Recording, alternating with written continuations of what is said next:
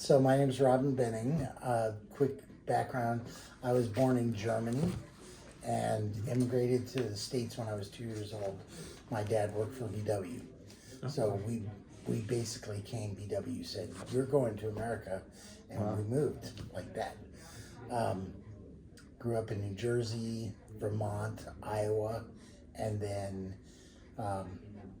graduated from high school, took 2 gap years, and worked, and then by a process of elimination kind of figured out that I wanted to study architecture. I didn't really know what I was getting into. Transferred, I went to University of Iowa for 1 year and then transferred to New Mexico, University of New Mexico in Albuquerque. Did my bachelor's of arts in architecture, started my master's degree, and then I got divorced, and so kind of stopped school and just worked. We moved to Arizona, and I've been basically in the East Valley ever since then. So originally in Tempe, and then moved out to Queen Creek in 2005. I was doing a lot of work out there, and I thought, well, why am I driving all the way out there every day? Let's just move out there. Yeah. So the funny thing is, as soon as we moved out there, all my work shifted to the west side. It tends to happen, yeah, I get it. Yeah. So basically, I've been working in the profession since '85. Wow. And this firm I joined 4 years ago.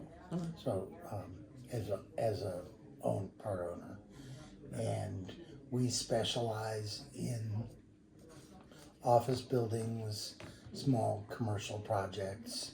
We do have a couple of large church clients that are all across the country, and so I'm lucky enough I get to go to New York and Florida to work on projects there. We're licensed in like 7 states right now, and just trying to expand our presence. We have 4 principals, including Dorothy, who you met, who's not an architect. The other 3 all are. Okay.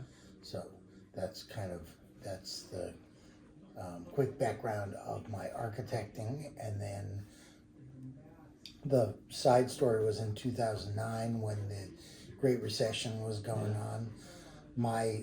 At that time, I was working for myself. I had my own small firm, and things just dried up. So I was kind of racking my brains what to do next, and I wasn't really sure if architecture was going to survive. At that time, AI was sort of on the not so far away horizon, and it looked like computer generated design was going to take over the world, and would architects even have a place anymore? And so at the same time, somebody said, hey, there's this, I know you've been really interested in being involved in Queen Creek politics and being on committees and things like that. Would you like to maybe apply to fill a vacancy on the town council?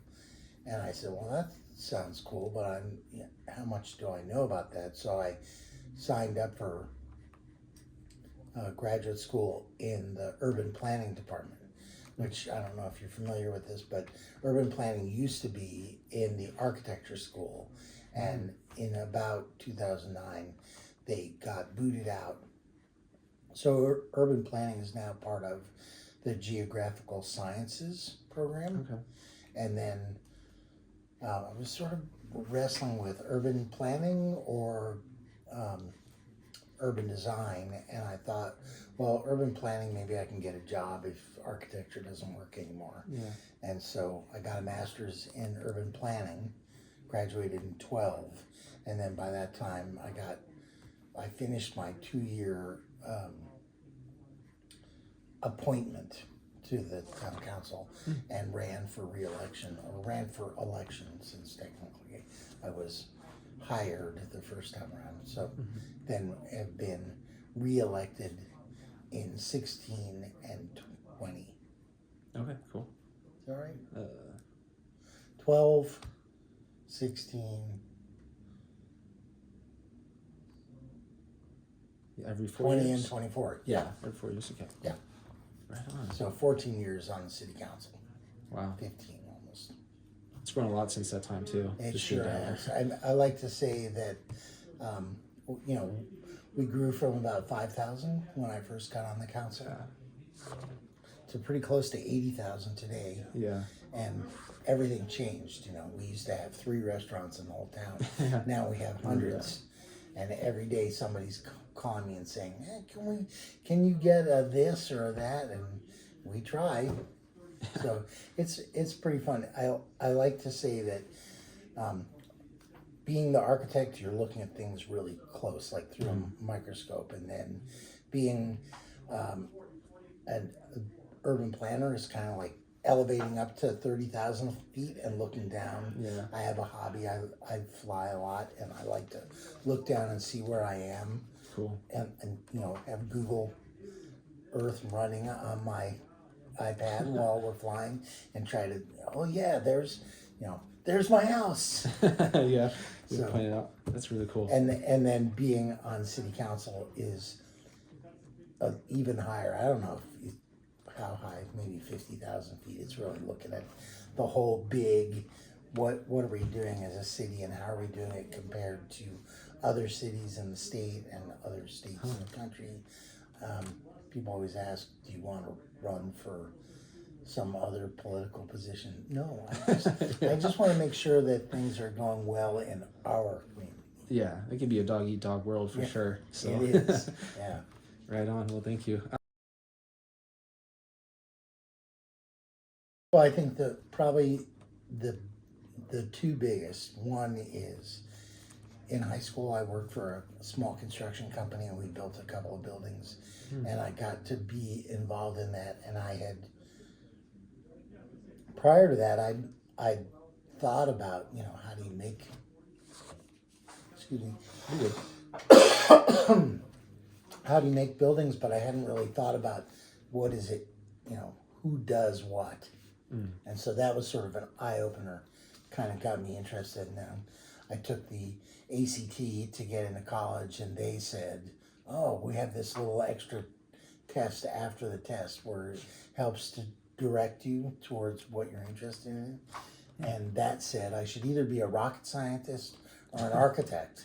And I was like, well, I don't like math, so I don't want to be a rocket scientist. What's an architect?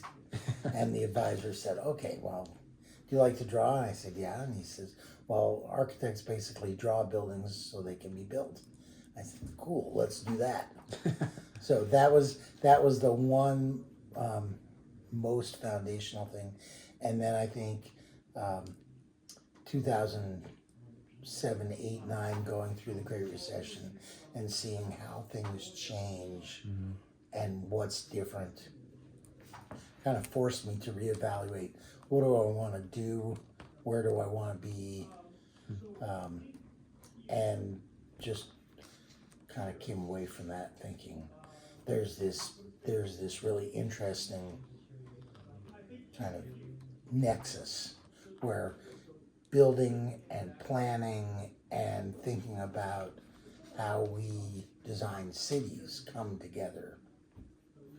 And it fascinated me, and I wanted to be part of it. So I know a lot of people are just focused on work every day. My goal is to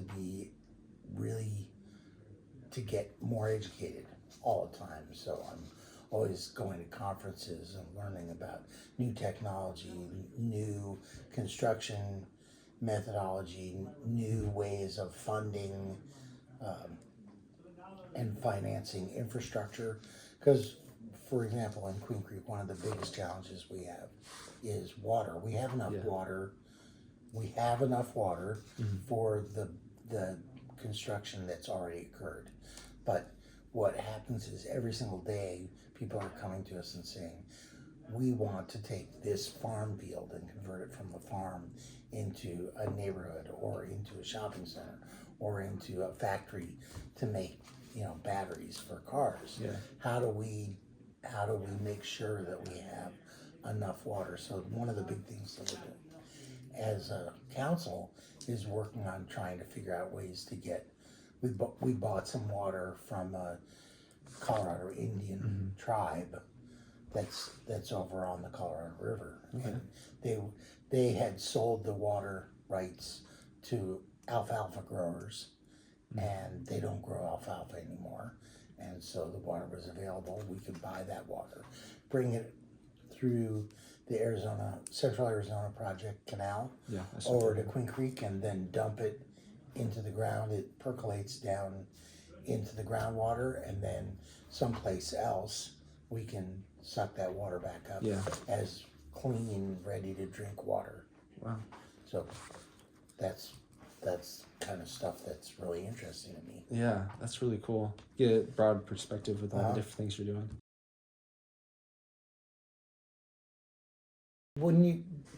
For me, moving from Tempe, which was like this, had the cool college vibe, Yeah. all this stuff, seemed like a really great place to be and raise a family. I had 2 kids at the time. Yeah. And they're grown up now. But we're thinking, why am I driving all the way to Queen Creek to do work? There's something going on out there, and truly, 20 years ago, it was a pretty different place. There was a lot of open space. Lots of people had horses, and it felt still very rural.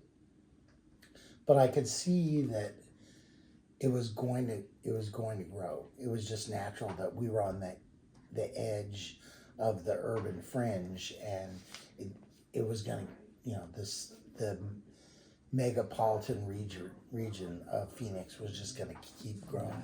And so it seemed like,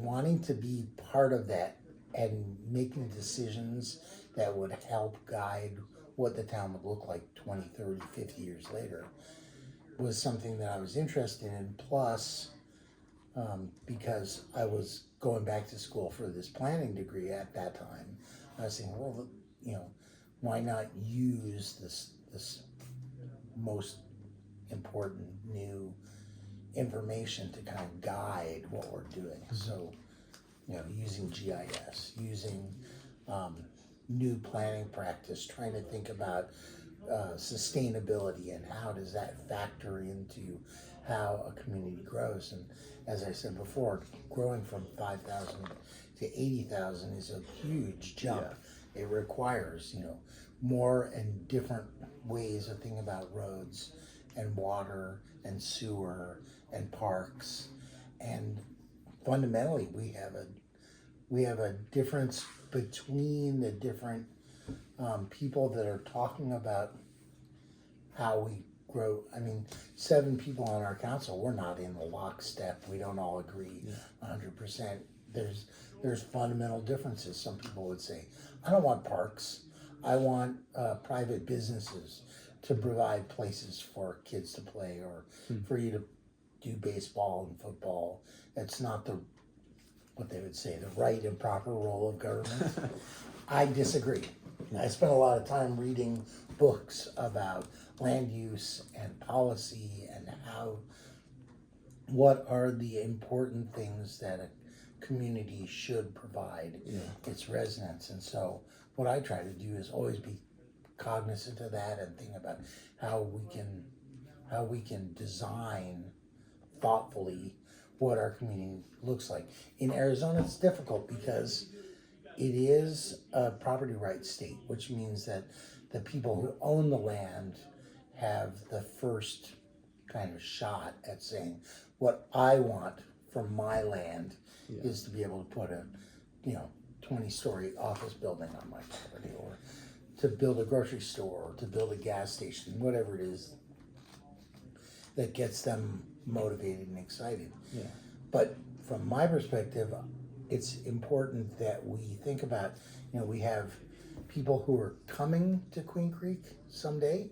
We have people who have just recently got here, and we've got people who have lived there all their lives. Maybe their families were farming families, like the Schnepps and the Sossmans and the Powers, and they have a vision of how we should keep Queen Creek like it was. That's not really realistic. We have to accept that new people are going to come and want. For example, some new person comes to Queen Creek, and the first thing they say is, "Well, I want to keep that farm field across the street from my house because I love being able to see the cows out in the field and the mountains in the distance. But I want a Costco. I don't want to drive all the way to Mesa or to Gilbert to go shopping." Well, you can't have both, So it's really interesting to me to be involved in that process, and it's not a decision that I get to make by myself. It's a decision that I get to make by talking to lots of people on the street and the grocery store, and going to Boy Scouts and going to schools and talking to kids and trying to get a feel for what is it that people want, and then how can we do that in a way that's useful and meets their needs, and we do it in a way that's cost efficient, so we're not building Taj Mahals, we're building just good stuff. Parks, we're building the roads, we're building bridges over washes, we're making sure that we have enough water and trash collection and all the other things that a city has to do. Yeah, I think you guys have been doing really good just living there. Me and my family, we've been there since kind of around the time you got there as well. We went to Remington Heights, across from the boys' school, and then Montalina over by Des Mountain, and then kind of been over by Santana for the rest. But yeah, it's a lot of the bridges that have been built really help with traffic and such, and then the parks. My mom loves going to the parks and running around out there and stuff, and it's always a good time. But yeah, I think you guys done really good so far. Thanks. With those things, I would say. I like to think we've done a pretty good job. Yeah, it's a lot because there's so many people just moving in, and so it's funny because when I first got on the council in 2009, I guess it was the spring of 2010 or 11, we did a kind of a planning vision project where we sat down with not just the council members, but also members of the planning commission and members of the staff for the city, and said, we got in groups of like 4 and 5, and what's your vision for what this town could look like? And I still have that picture somewhere, and I love to go back and look at it because it's a little bit tongue-in-cheek. We had the UP Railroad turning into commuter rail so that you could hop on a train and go from Queen Creek to Tucson or to Phoenix in a few minutes at 200 miles an hour. And we had an amusement park built out by the Santan Mountains, and we had the equestrian center had grown up into this world-class rodeo facility, and we had houses and grocery stores and a mall and all this stuff. And some of it hasn't quite come to pass yet, but we're getting there. It's exciting to look back at that and see.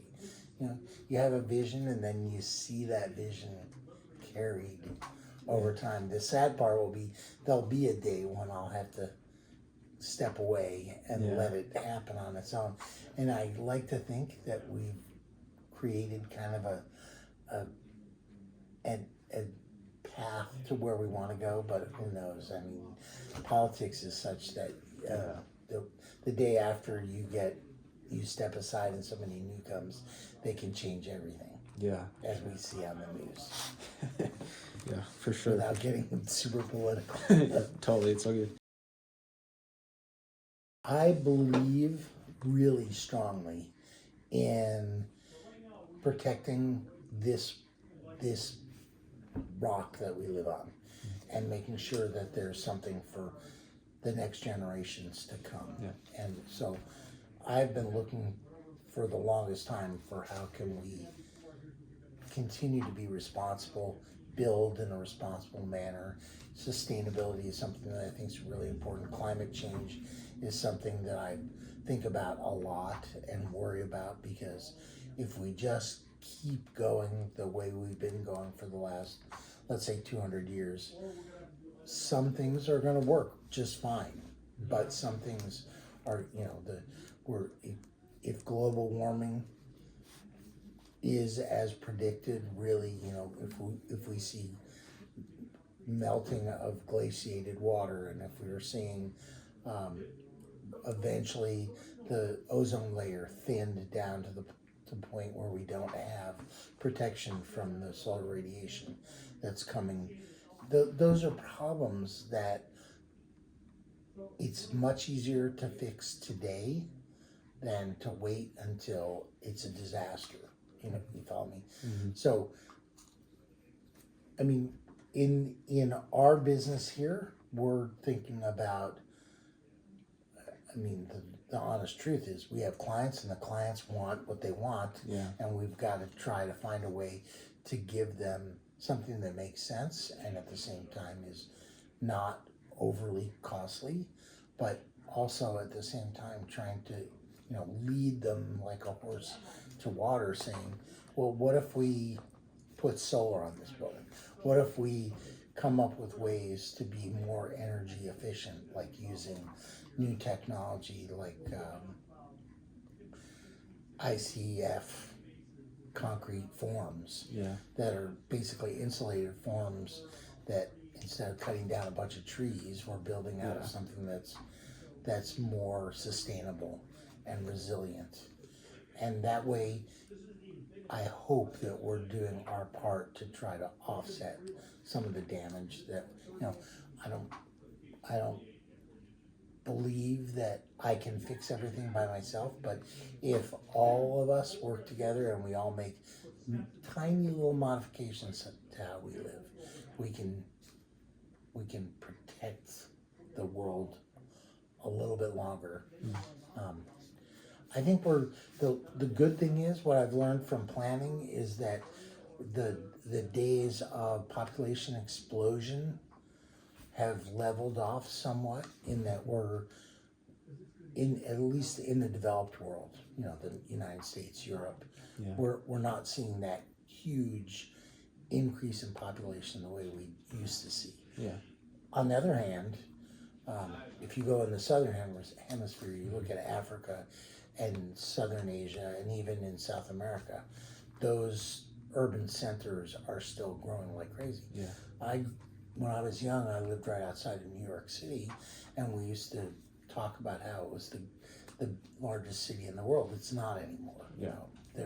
There's cities in Africa that take up less space, that have more population. And it's fascinating to me because they're doing it without a lot of the resources that we have. We're pretty lucky because we're blessed. Not only did we start out with this enormous continent with a ton of natural resources, oil and timber and coal, but the reality is that we have to get away from oil, coal especially. Nuclear is something that it's scary to a lot of people, but the reality is that may be the best solution today until we can find ways to harness solar and wind and hydrogen that aren't so expensive. Because right now, I mean, I just was watching a Nova special the other day, and they were talking about a single wind turbine out in California has a foundation that's maybe 40 feet by 40 feet and 12 feet thick. How much concrete is that? That's not sustainable. Plus we know now that concrete gives off a huge amount of CO2 when it cures. And so, for example, I was just in New York City. They're updating the runways of all the three big airports in New York with new green concrete that gives off a much lower amount of CO2 when it cures, and so it's basically helping the environment. So those are the things that I think about. And plus, in all reality, I'm 65, so as you get a little older, you start to think more about what have I done wrong? What could I have done better? This is something that we need to work on. So sustainability is really a big part of, wow, we you could really mess this planet up. Yeah. My son loves to watch, now I'm having a senior moment, not remembering the name of the show, but it's basically talking about dystopia and how in the future the world will be a darker place where there's acid and pollution and Yeah, there's a lot of shows like that. Yeah, a lot there of are. media. Okay. Amy. Well, I think the number one thing I would say is that we've been very purposeful in how we planned for the future and what we've done. We had that opportunity because we were so small and so far out for a long time. You know, when Queen Creek first incorporated in 1989, there was only 3,000 people that lived there. And it took off, it started to grow, but at first it was pretty slow. Yeah. And then all of a sudden it hit this part of the bell curve where it grew really quickly. And so I'm really proud of the fact that we've been very conscientious about doing some things. We didn't plan for it to grow as fast as it's grown, but we were very thoughtful about where do we want the shopping centers to be. For example, we wanted to concentrate the commercial activity in the center, the downtown, so that the older businesses that were still here would benefit Be incorporated with from the the new activity that was coming in. You know, first the Target Center and then the Walmart. Those were two really big developments that in a lot of communities that would have happened way out on the edge in where the land was the cheapest. Yeah. And so we're constantly thinking about that. Then the other thing is, you know, we're always looking at how much water do we have? How much water do we need to continue? Where does that water come from? Water was as expensive as oil, people would pay attention. Well, it's not quite there, but it's getting there. I mean, you know, it used to be you just put a straw down and 1,000 feet or 1,300 feet, and you sucked up as much water as you could find, and then we've all heard those stories about places in California where they turn on the pump and nothing happens. Yeah. The water's dropped, or the amount of rain that we're getting isn't enough to recharge the aquifer. Yeah. We're if you only use the water that falls on the ground and let it percolate into the soil, there's not enough for Phoenix Metro. But we depend a lot on the Salt River and the mountains up in the northeastern part of the state that rain and snow fall up there and it eventually comes down to us. But that's not enough either. And you know, I'll give you a really good example. We had somebody come to us and say, we want to open a water bottling plant in Queen Creek. And I just felt like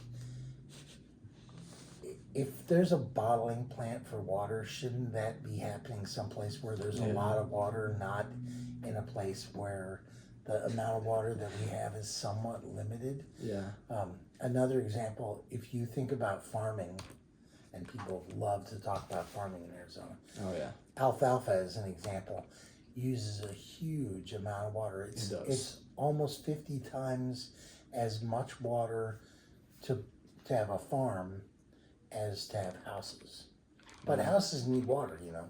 And even with the changes that we've made, like low flow fixtures that are required by code, and by encouraging people to do xeriscaping rather than trying to plant every inch of Queen Creek like a garden or a golf course. Yeah. It's still there's still only so much water in the ground. So like I was saying before, we have to work on trying to bring where there's an aquifer out in what's called the Harquahala Basin. It's about 100 miles west of Phoenix, out in the middle of the desert. Okay. Yeah.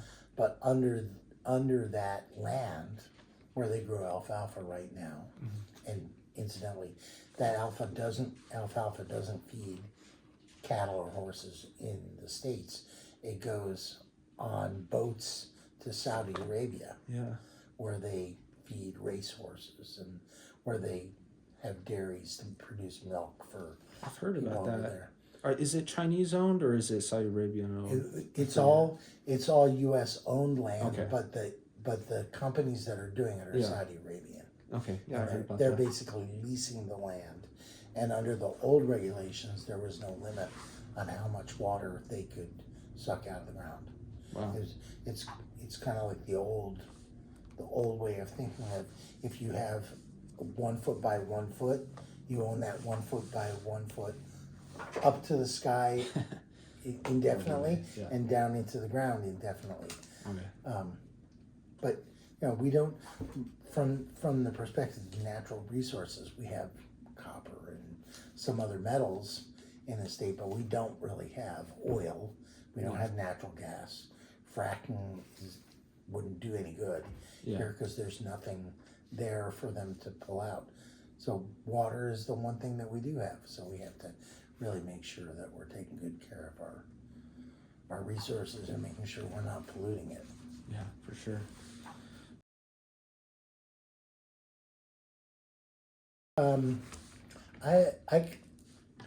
I said already, sustainability is a big thing. The other thing that I'm really active in is transportation planning for the entire state.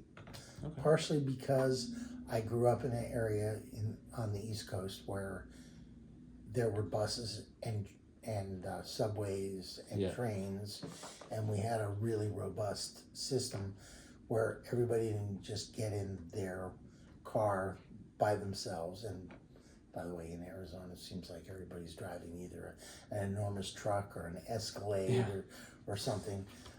But one of the things, because I got involved in Queen Creek politics, I also came to meet a lot of the other local leaders across the state. And so it started to become really obvious to me that transportation was a big issue, because how we've dealt with transportation as a state for the most part was we built roads to bring the raw materials like wood or copper or rock or whatever it is from the mountains down into the city, where it could be processed into something else, and then it could be sold and shipped off. We also built roads to make sure that people could get up into the mountains, because people want to be able to vacation up there, but also to be able to move the people who actually work for these companies. Because a lot of, in Queen Creek, we have people who work in Superior and Kearney and Winkleman and all up in, not just in Phoenix. People tend to think that everybody just goes to Phoenix, and but we have to move all this stuff around, and we have to move the people and the tourists, which are a big part of our economy. And so one of the things that I spend a lot of time on is going to conferences where we're talking about how do we build the next level of transportation infrastructure. I'm still a huge advocate for not light rail, but yes, buses, and yes, high-speed trains. Because right now, if you look at Phoenix, we have this kind of decent mass transit system that gets people from, it's kind of like a spider web. Everything's designed to take you to the center and then back out. And what we need is more rings, so that you can go from Queen Creek to Mesa to Scottsdale to North Phoenix without having to go all the way to downtown Phoenix. We've done an okay job with freeways. Kind of have the 202 to 60 which north, which is a good loop. Yeah. But we haven't done that with transit yet. And the reality is I remember a certain congressman, who I won't name, said, "Over my dead body will we spend one more penny on buses or mass transit." And I said to myself, that's where we have to make a difference, because if you look at the I-10 corridor between Phoenix and Tucson and the hundreds of thousands of cars that are traveling up and down that, we can add lanes to that freeway and add more lanes and more lanes and more lanes. But you can't really add capacity, because what happens is when you build more freeways, more people use those freeways. Yeah. And so the freeway remains crowded. If there was a study that showed that in 2030, if we had 6 lanes in each direction from Tucson to Phoenix, it would still take 2 hours to get from Tucson to Phoenix, or reverse. Yeah. But there's things that you can do that can greatly improve more than just building more lanes. For example, if we have self-driving cars talk to each other. The self-driving cars talk to each other, and so you can close up the gap between vehicles, and that means more people can get through. Won't be as much backup. What we use, throughput, is the technical term. Yeah. But even better would be a train from Tucson to Phoenix that makes it possible so that you could live in Tucson, but in an hour you could be in Phoenix. Yeah. And walk from downtown Phoenix to your job. That would be awesome. And that would be the kind of improvements that we have to make. Now, the hard part is, rail is expensive. It is. Yeah. But roads are expensive too. The last I heard, it's $30 million per mile per lane to build a freeway. So just for example, when you're driving in from your house and you look at the 24, that freeway was so expensive. And then what's worse is right now we're in this period of escalation where costs of building new roads are going up tremendously. The bridge over Ellsworth, where the 24 used to stop, that bridge cost $50 million. We were working on a plan with legislatures and the governor to build the same bridge at Ironwood so that they could then extend the 24 all the way over to the 60 at Gold Canyon. Yeah. The same bridge today costs $92 million as opposed to $50 million. And that's only 5 years later or 7 years later. That's a huge increase. It's partly the people that it takes to build. It's partly the cost of concrete and steel has gone up tremendously. But I'm passionate about helping to figure out ways to get the raw materials from where they are sourced to where they need to go, and the same thing for getting the manpower, the labor that builds. I mean, so much of our economy in this state is based on growing or manufacturing or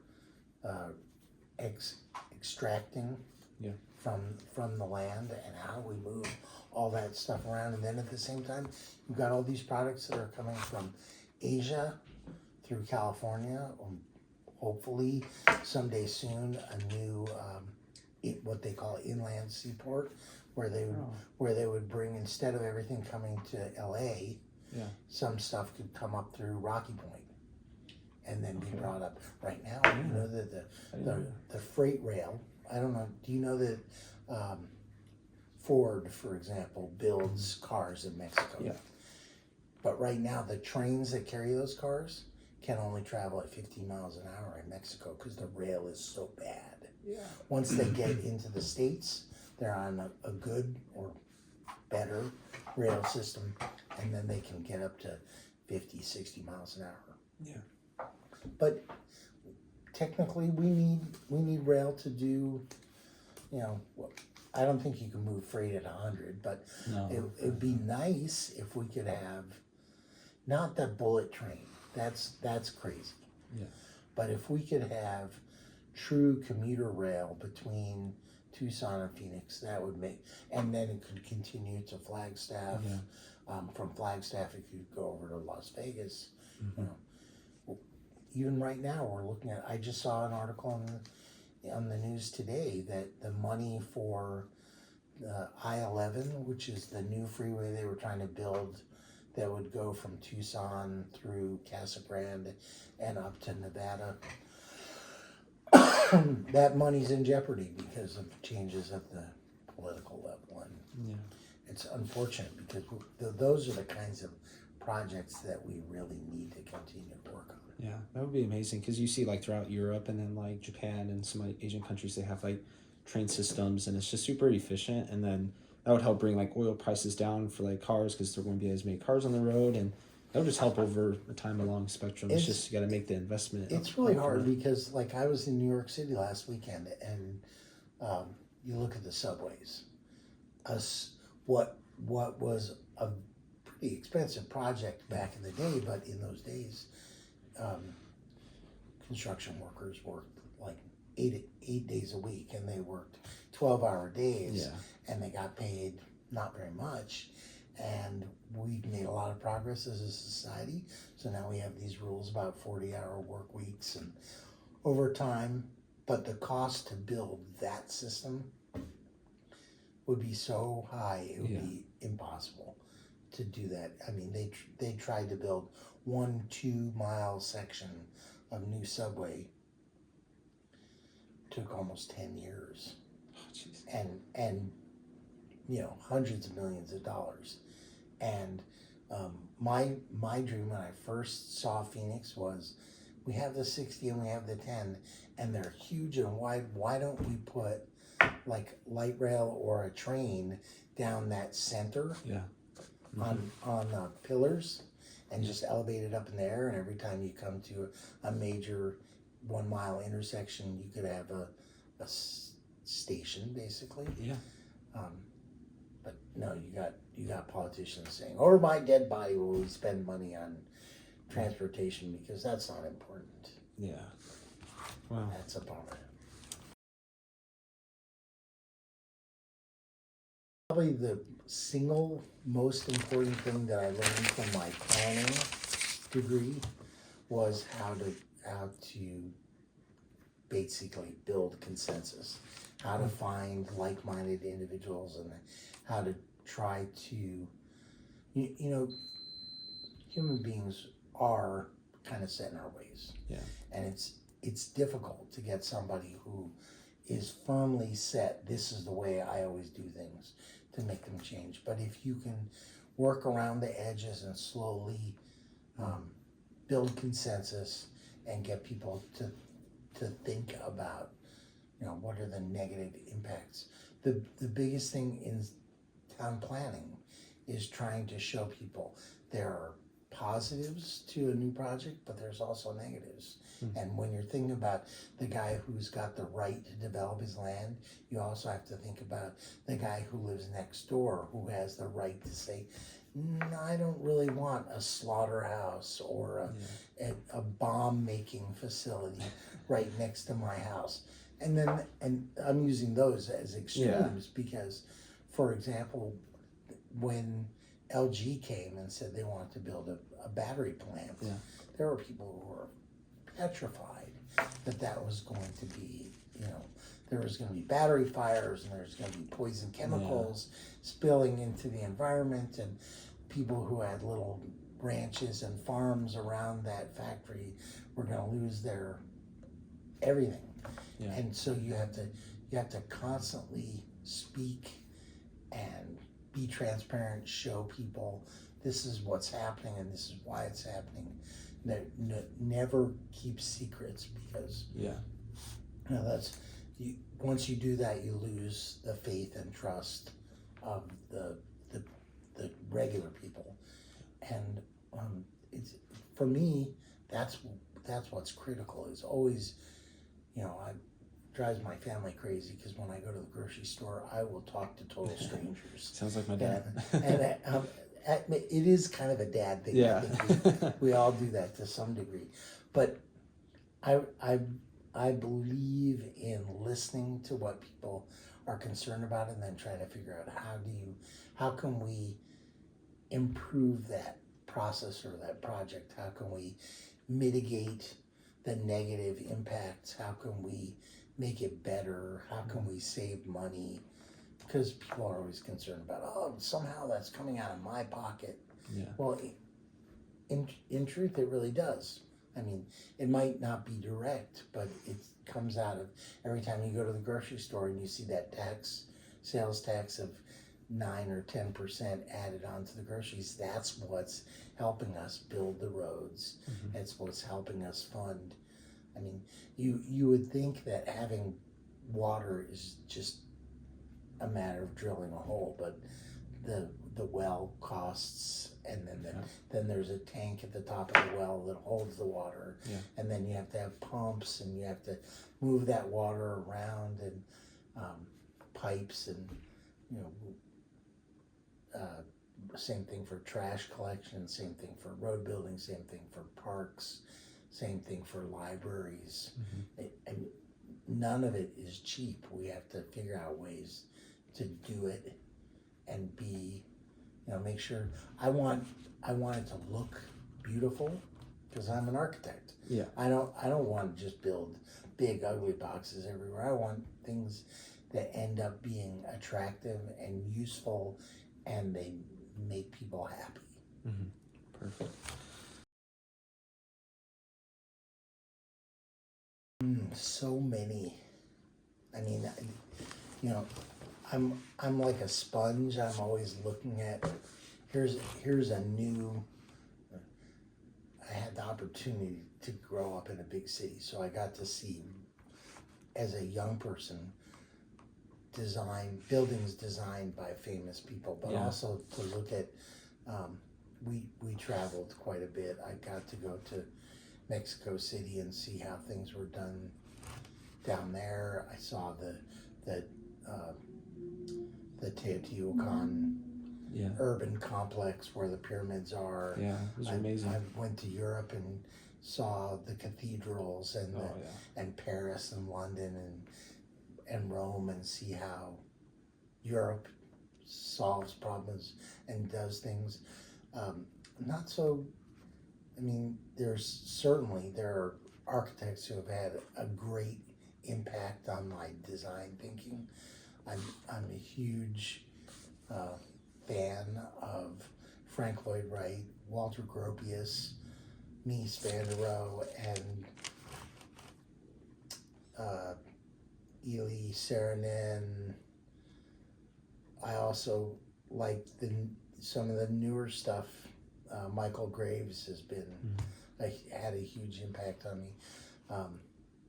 From a planning perspective, probably the biggest influence on me is the landscape architect that designed the Central Park in New York City, Frederick Law Olmsted.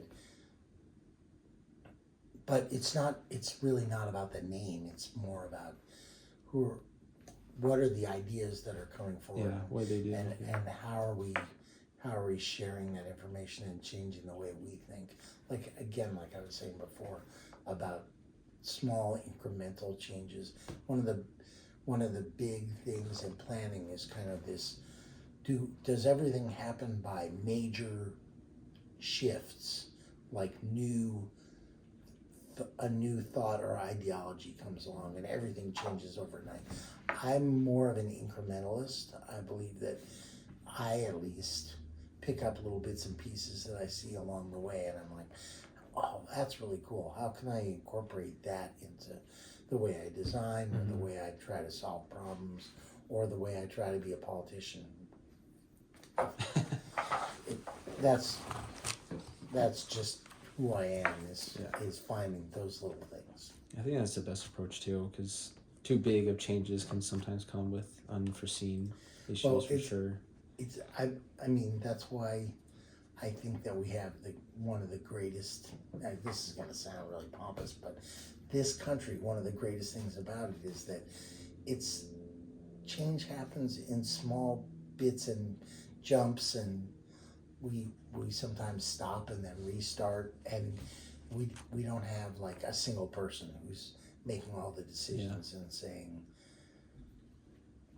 I'm gonna take the country in this direction and you all have to follow me, or you know, we'll make disasters happen.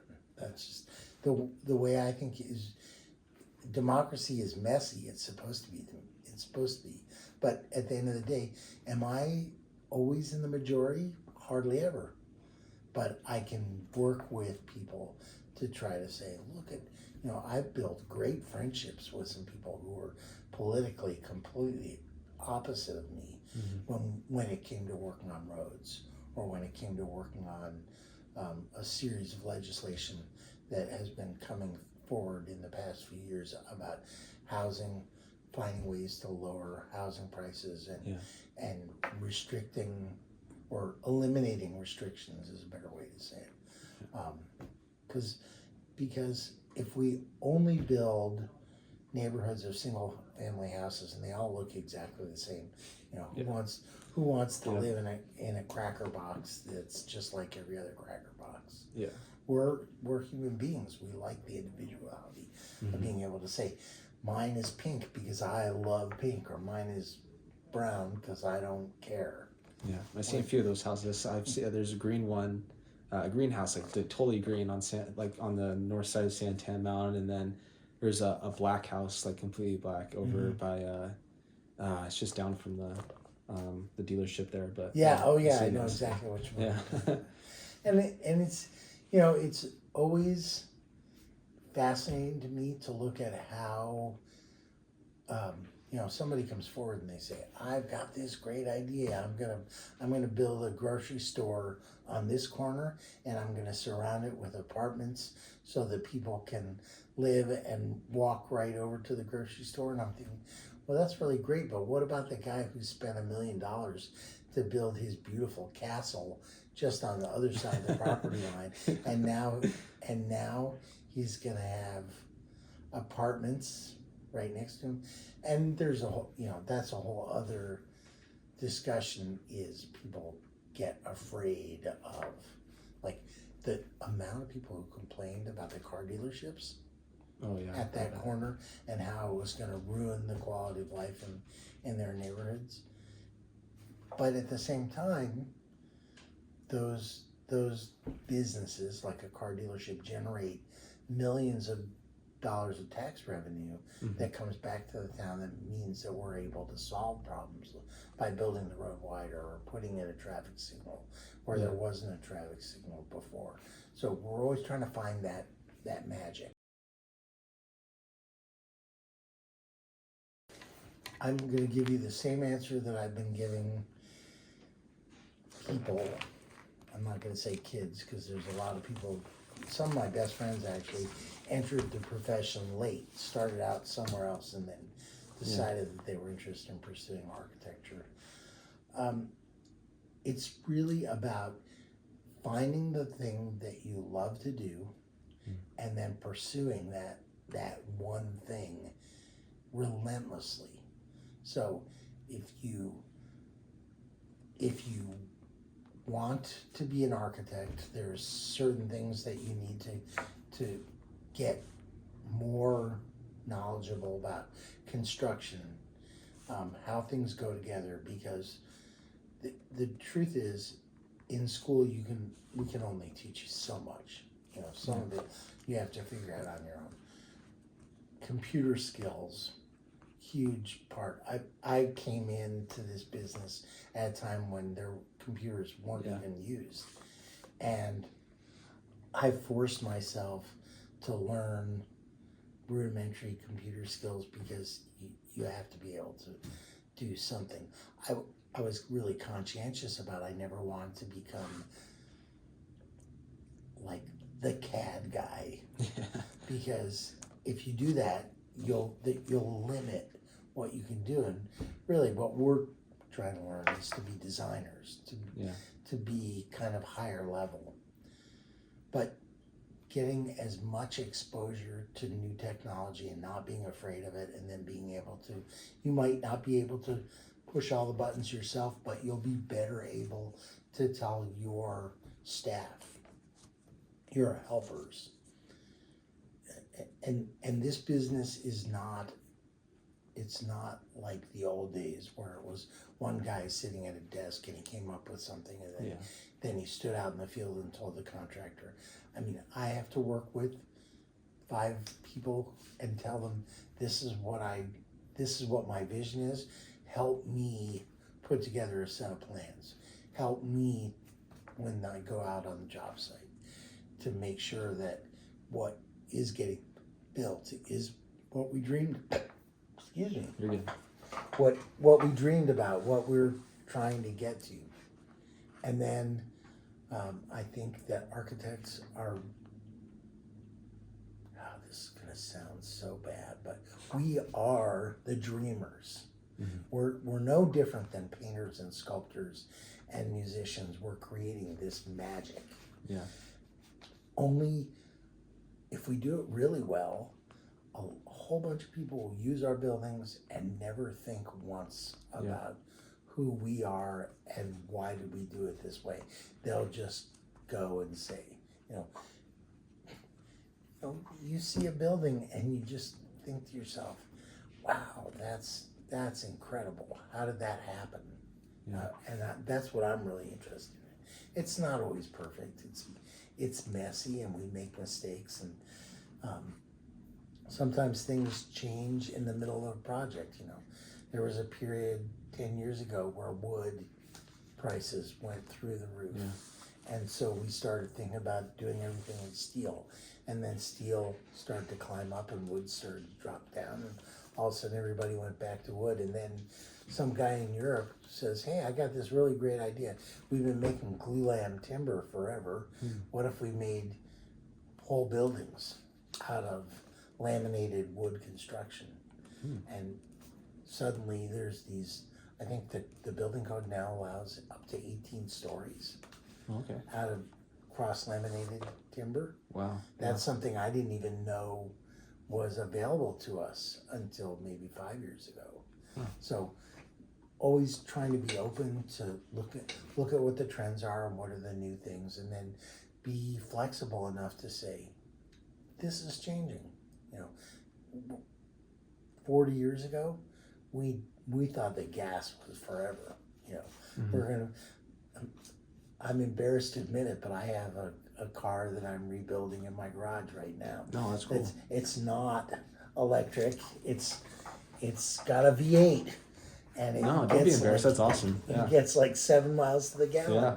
But when I go out and take that thing out in the desert or in the woods and drive responsibly, but it's puts a huge smile on your face. Yeah, for sure. But the reality is, are we going to have gasoline forever? There's only a finite amount of oil left in the ground that we can pump out.